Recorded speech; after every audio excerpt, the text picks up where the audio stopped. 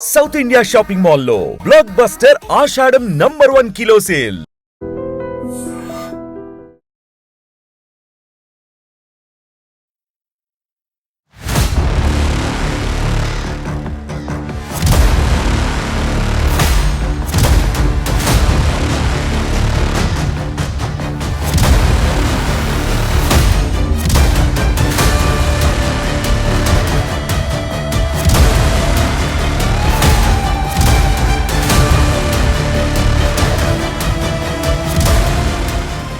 Welcome to iDream.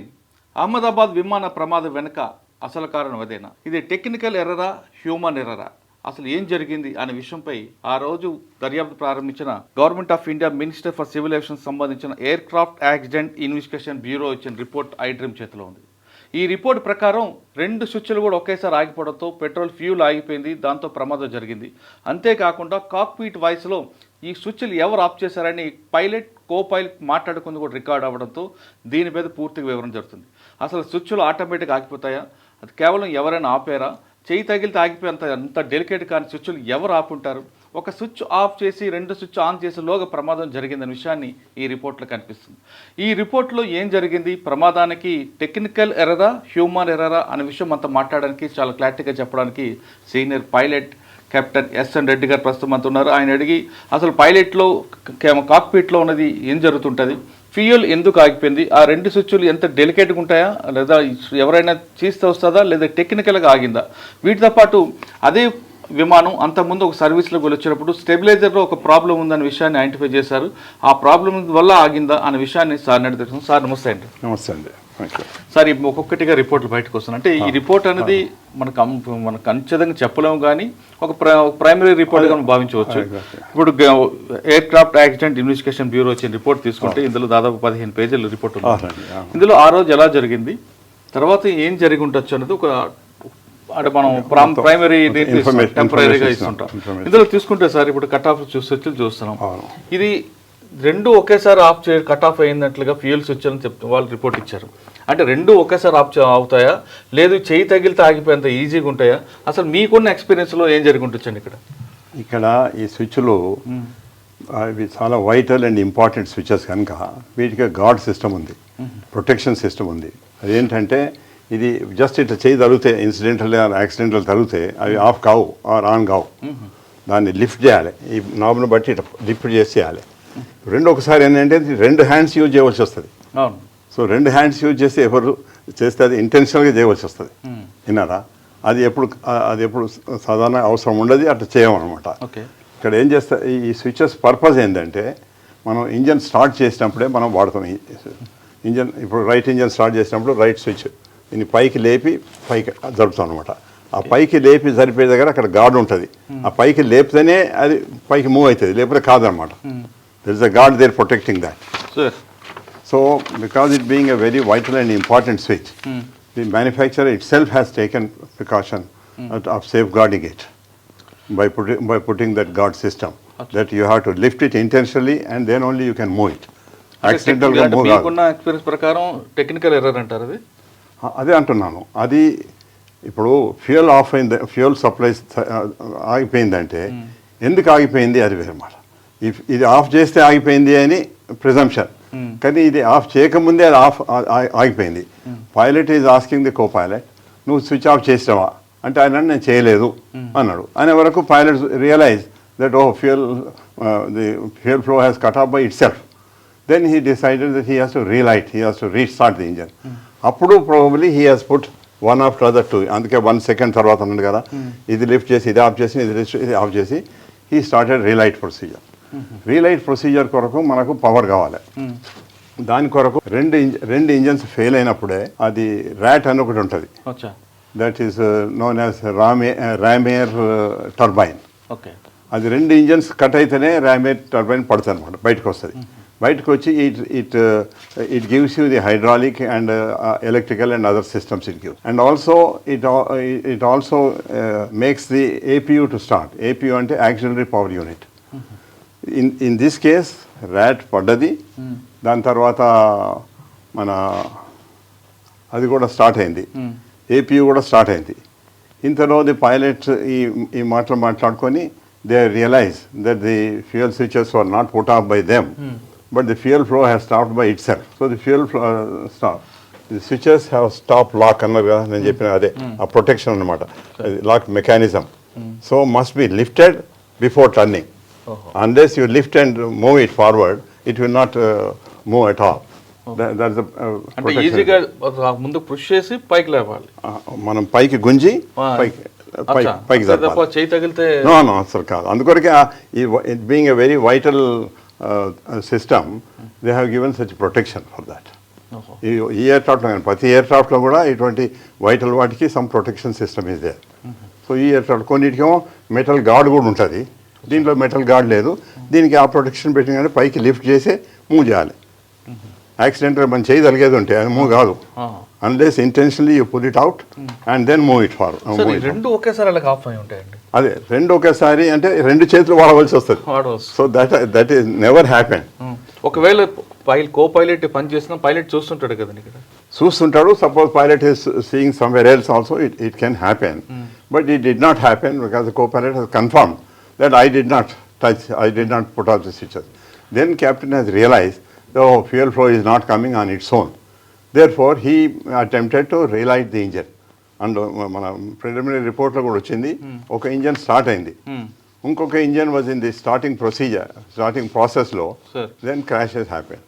Okay, అదే cut off to run at about 8:52 UTC. అది cut off అంటేనేమో ఇది కిందికి అంటే కట్ ఆఫ్, పైకి అది పుల్ చేసి పైకి అంటే రన్. అది sir the APU inlet door began opening about and APU starting ఎందుకంటే ఆ ర్యాట్ కింద పడ్డ తర్వాత ర్యాట్ యొక్క సప్లై తోటి అది APU కూడా ఆటోమేటిక్గా స్టార్ట్ అయింది అనమాట. It was in the starting process.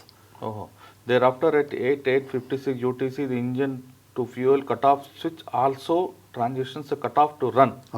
That means వెనక నుంచి మళ్ళీ పైకి మూవ్ చేసాడు అనమాట, పైకి గుంజి పైకి మూవ్ చేసాడు. That is to restart the engine. అచ్చా, when fuel control switches are moved from cut off to run while the aircraft is in flight. Correct. ఫ్లైట్లో ఇంకా క్రాష్ కాకముందే దిస్ ప్రాసెస్ హెస్ స్టార్టెడ్. ఒక ఇంజన్ స్టార్ట్ చేసిండ్రు, ఇంకో engine start చేసే వరకు crash అయింది ఆ బిల్డింగ్.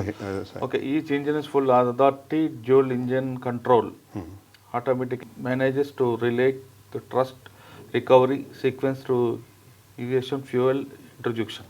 That's the FADEC అంటాం మేము.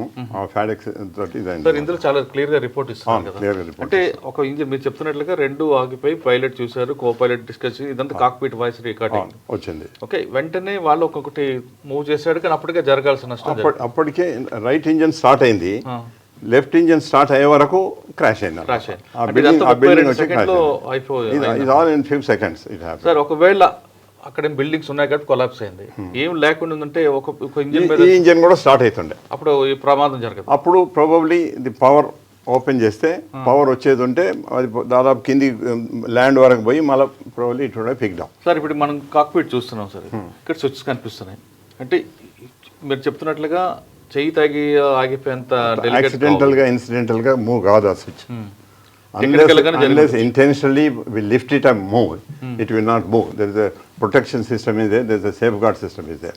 సార్ ఇప్పుడు అంటే ఈ ఇష్యూలో కాకుండా జనరల్గా ఈ రెండు స్విచ్లు ఆగిపోవడానికి ఏ రీజన్స్ అయ్యి ఉండొచ్చు? అంటే స్టెబిలైజర్ ప్రాబ్లమ్ అని ఒకటి వస్తుంది, అదే వచ్చా? స్టెబిలైజర్స్ దానికి దీనికి ఏం సంబంధం లేదు. Okay, there is no connection at all. That's a different. ఇదే విమానం ముందు సర్వీస్ లో వచ్చినప్పుడు స్టెబిలైజర్ ప్రాబ్లమ్స్ ఉందని పైలట్ రిపోర్ట్ ఇచ్చారు. అది వేరే nothing to do with the fuel system. ఏమై ఉండొచ్చు అండి మీకున్న experience?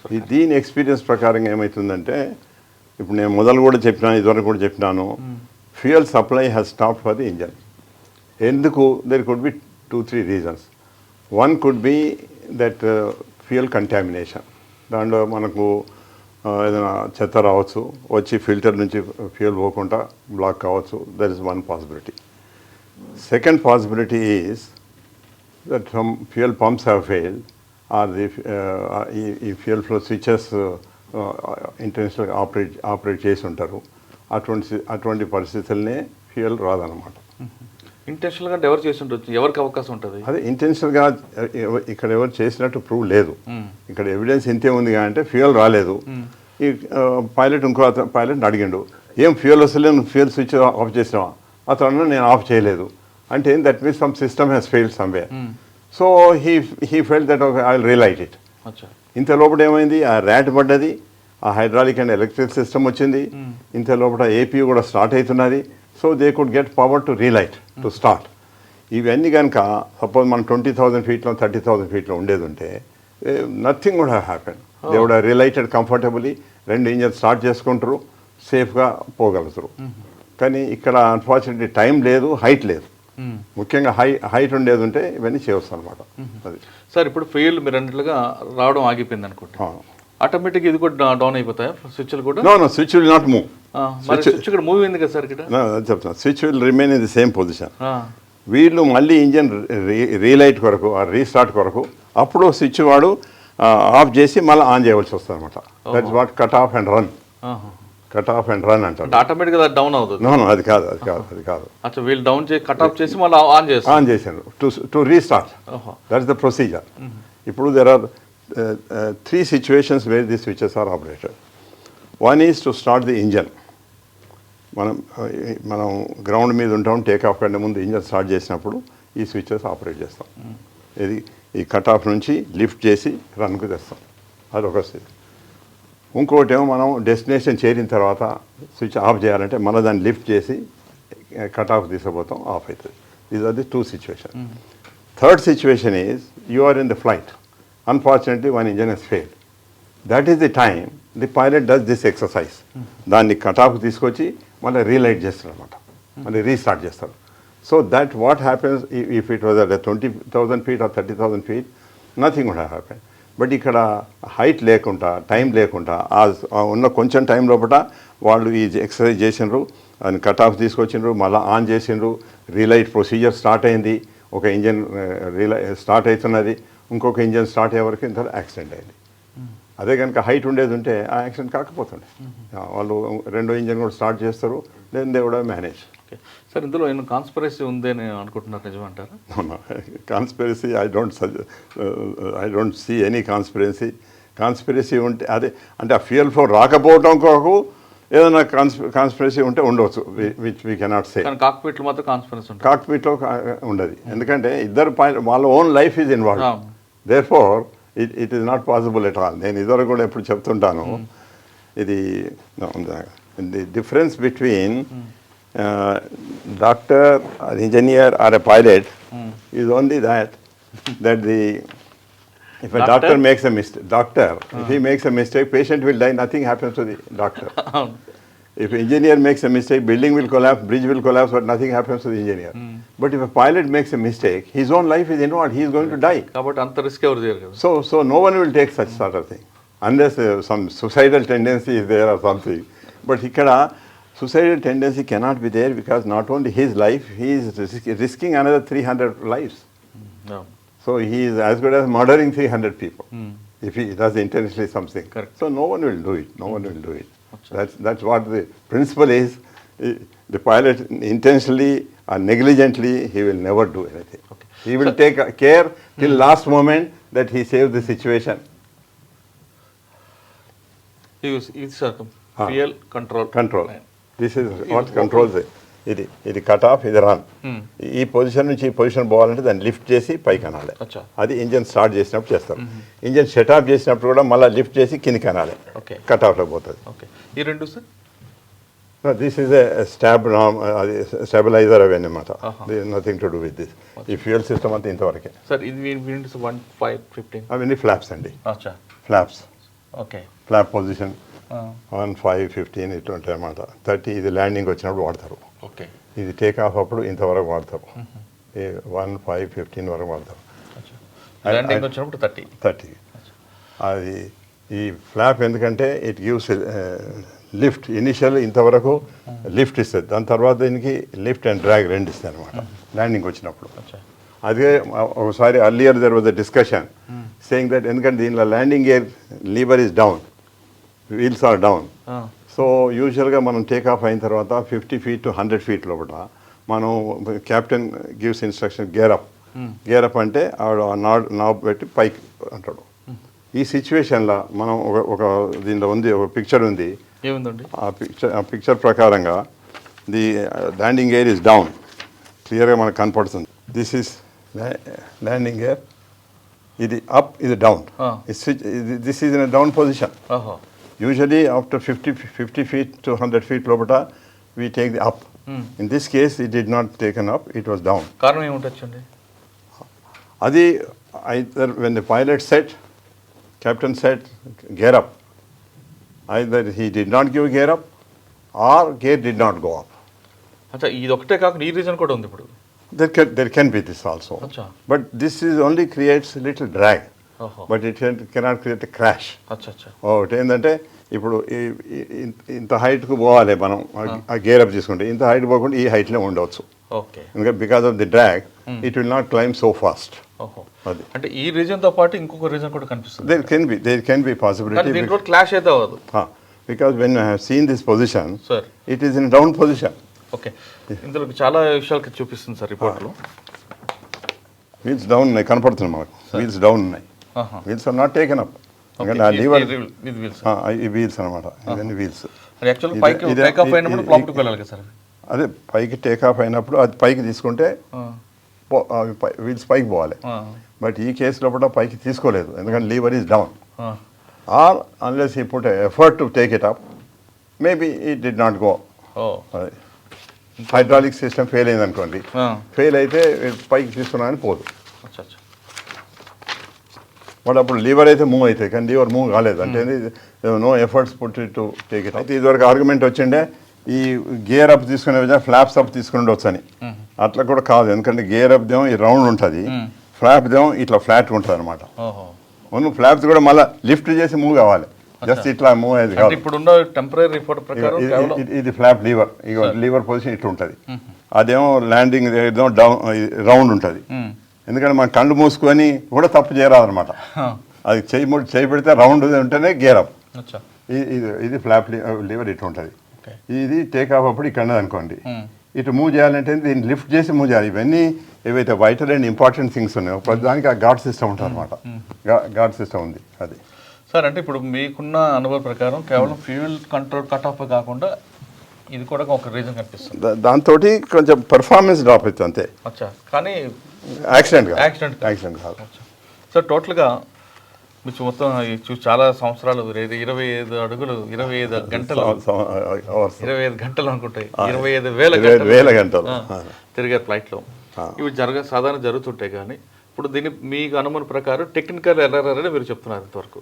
So far I think it is a technical error అనుకుంటున్నాను, unless it is proved that there could be human error.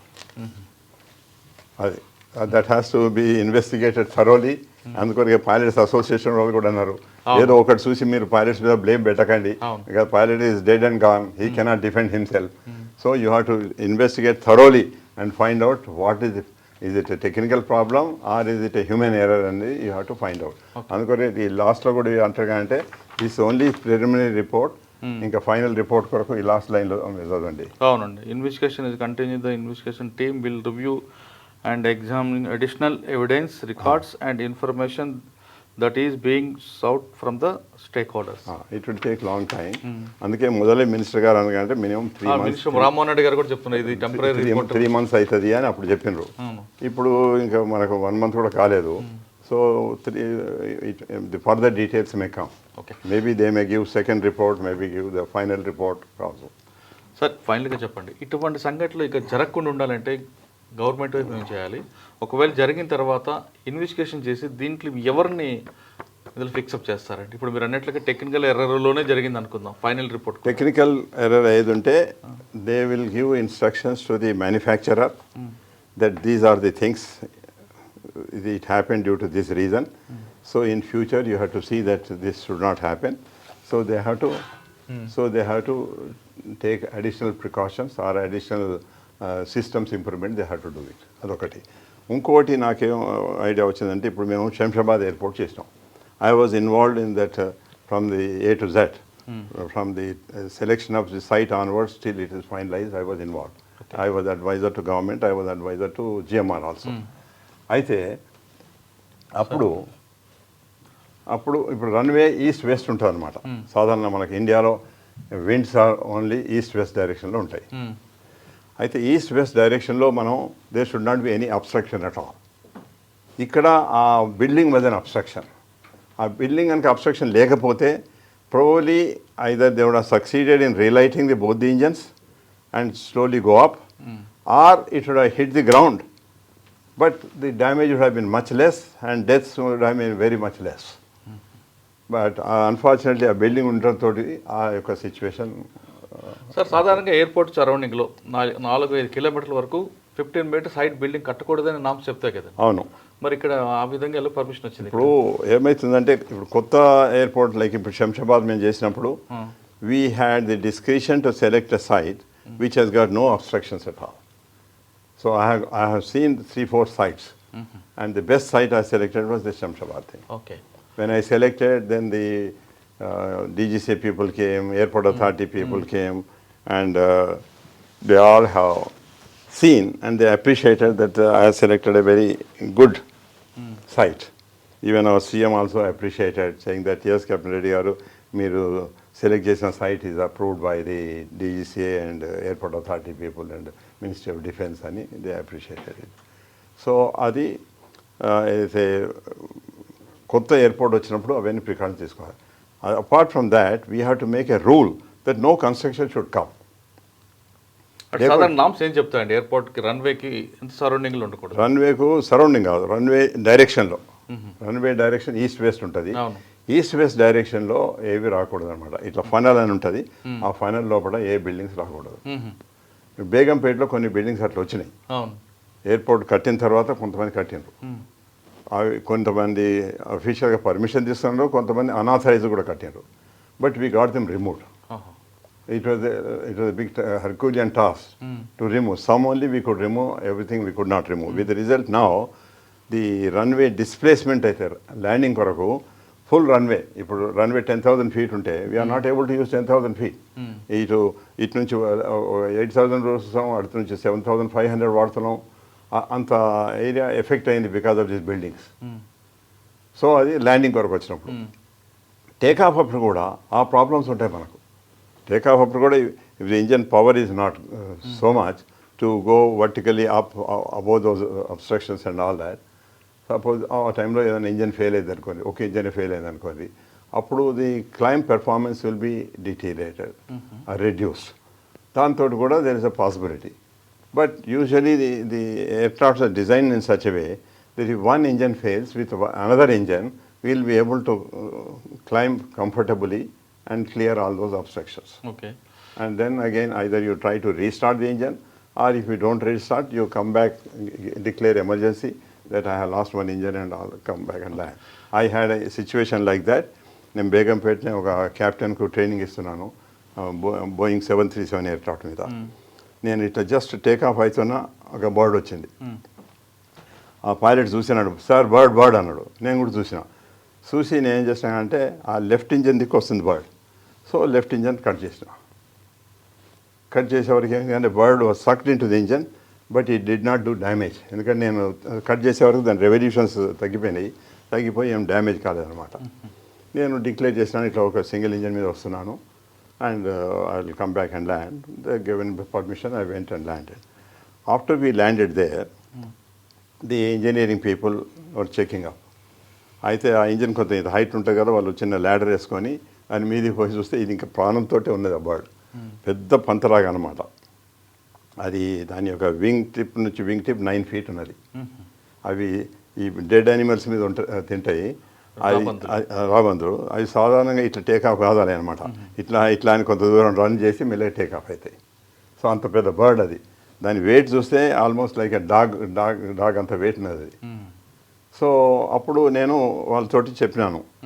అయితే ఇంజనీర్స్ అంతా చెక్ చేసి they were satisfied that it did not do the damage because of my prompt action of switching of the engine. అదే కనుక నేను engine switch off చేయకపోయేది ఉంటే engine కూడా damage and engine కూడా cost 10 to 12 crores. Sir మీరు ఇందాక చెప్పారు ఎయిర్పోర్ట్కి రన్వేకి ఈస్ట్ వెస్ట్లో 15 meters దాటి బిల్డింగ్ ఉండకూడదు, ఉంటే ఈ 2 ప్రాబ్లమ్స్ వస్తాయి. డిస్టెన్స్ కూడా అంత దూరంలో ఉంటే పర్లేదు, కానీ దగ్గరలో ఇప్పుడు ఇక్కడ ఉన్నట్టు బిల్డింగ్ అంత దగ్గర ఉండేది ఉంటే ఈ ప్రాబ్లమ్స్. ఓకే, కానీ కొన్ని ఎయిర్పోర్ట్లో కొండల మధ్య ఎయిర్పోర్ట్ రన్వేలు ఉంటాయి, మరి అప్పుడు ఎలా తీస్తారు? అది దట్స్ ఏ సపరేట్ థింగ్. దాని కొరకు ఏం చేస్తారు అంటే మనం ఎయిర్ క్రాఫ్ట్ లోడ్ ఫుల్ చేయం, తక్కువ వెయిట్ తీసుకుంటాం, ఎందుకంటే పెర్ఫార్మెన్స్ మంచిగా ఉండాలి. దాంతో ఇప్పుడు మనం 120 ప్యాసింజర్ కెపాసిటీ ఉందనుకోండి, we take only 90 passengers. Sikkim, Meghalaya అటు వెళ్ళినప్పుడు మన కంప్లీట్గా డెహ్రాడూన్ అట్లా నేపాల్ ఉన్నది. నేపాల్ ఇస్ హిల్స్ మధ్యన ఉంటాయి కదా. నేపాల్ ఇస్ మాకు ఒకటి చెప్పగలుగుతాను ఎగ్జాంపుల్గా. నేపాల్లో మనం టేక్ ఆఫ్ కాగానే ఇట్లా పోరాదనమాట. అందుకొరకు దర్ ఇస్ అ ప్రొసీజర్. ఒకటేమో మనం టేక్ ఆఫ్ అయ్యి కొంచెం దూరం 200-300 ఫీట్ అని మెల్లగా టర్న్ చేసుకుంటాం. టర్న్ చేసుకుంటా ఇట్లా తిరిగి క్లైమ్ చేస్తాం అనమాట. డైరెక్ట్గా కాదాలి, ఎందుకంటే ఇంత క్లైమ్ రాదు. అందుకొరకు ది ప్రొసీజర్ అటువంటి ఎయిర్పోర్ట్లో there is a different procedure. వైజాగ్లో కూడా ఒక దగ్గర ఉంటే టేక్ ఆఫ్ కాగానే ఒక రన్వే ఉంటే టేక్ ఆఫ్ కాగానే మాకు 500 ఫీట్లో you should start turning and climbing. Landing అప్పుడు కూడా ఒకసారి కొన్ని క్రాఫ్ట్లో టర్నింగ్ అవుతాయి కదా. అవును, ల్యాండింగ్ అప్పుడు కూడా to avoid that sort of thing air craft ఇట్లా వచ్చి స్లోలీ డిసెండ్ అవ్వకుండా ఆ ఫైనల్ లోపలనే వచ్చి డిసెండ్ అయ్యి ల్యాండ్ అయ్యింది. శంషాబాద్లో అందుకే people call it is a very pilot friendly airport. In fact many pilots thank me, sir, since you are involved in selection of a site, you have selected such a good site. It is a very pilot friendly airport. ఫైనల్గా sir చెప్తున్నట్లుగా Ahmedabad ప్రమాదం వెనక fuel అనేది చాలా క్లారిటీగా తెలుసు. ఇది కూడా temporary report మాత్రమే. ఇందులో టెక్నికల్ ఎర్రర్గా కనిపిస్తుంది కానీ హ్యూమర్ ఎర్రర్ తక్కువగా కనిపిస్తుంది. ఎందుకంటే అక్కడ ఉన్న ఇద్దరు కో పైలట్ కూడా వాళ్ళ ప్రాణాలు కూడా అందులో కోల్పోయారు కాబట్టి ఎవరు అటువంటి పనులు చేయరు. ఫ్యూయల్ లోపల రావడం వల్ల జరిగే ప్రమాదం, దాంతోపాటు ఇంకొక ప్రమాదం ఇంకొక ఇష్యూ కూడా సార్ గుర్తించారు. కానీ దానివల్ల ప్రమాదాలు జరగకపోవచ్చు, కానీ మెయిన్ అయితే ఫ్యూయల్ రాకపోవడం వల్లే ఈ ప్రమాదం జరిగింది అంటున్నారు. కానీ ఇంకొక ఇంపార్టెంట్ విషయం సార్ చెప్తున్నట్లుగా రన్వే నుంచి ఒకవేళ ఆ ఫ్యూయల్ ఒక ఇంజన్ టేకాఫ్ అవుతున్న సమయంలో ఆ బిల్డింగ్ లేకపోయి ఉంటే వాళ్ళ ఎయిర్లోనే వాళ్ళు హ్యాపీగా వెళ్ళిపోవచ్చు. కానీ ఆ బిల్డింగ్ రావడంతో కొలాప్స్ అయిపోయింది. కాబట్టి ఇకపైనా సార్ గవర్నమెంట్లు రన్వేకి ఈస్ట్ వెస్ట్లో 15 మీటర్స్ దాటి కానీ 15 మీటర్స్ బిలో కానీ దగ్గర ఎయిర్పోర్ట్ అంటే రన్వేకి దగ్గరలో బిల్డింగ్లు కట్టకుండా చూడాల్సిన బాధ్యత ప్రభుత్వం మీద ఉందని ఎస్ఎన్ రెడ్డి గారు చెప్తున్నారు. ఇది అహ్మదాబాద్ ప్రమాదంపై ఎస్ఎన్ రెడ్డి గారి విశ్లేషణ. మరో అంశాలు మళ్ళీ కలుద్దాం. అంతవరకు నమస్తే. Thank you sir. Thank you very much. నిజంగా ప్రస్తుతం ఉన్నటువంటి సమాజం దేనికి ప్రయారిటీ ఇస్తుంది? ఆర్థిక సంబంధాల చుట్టూ మాత్రమే తిరుగుతుంది. మళ్ళీ ఎన్నికలంగానే చాలా విరక్తి కలుగుతుంది. మంచి అనిపిస్తుంది కదా, లేడీస్ కూడా ఛాలెంజింగ్ జాబ్స్ చేసినప్పుడు చాలా బాగుంటది. ఫుడ్ డెలివరీ ఇవ్వటానికి వెళ్ళినటువంటి డెలివరీ బాయ్ అనిల్ పై కళ్ళ ముందు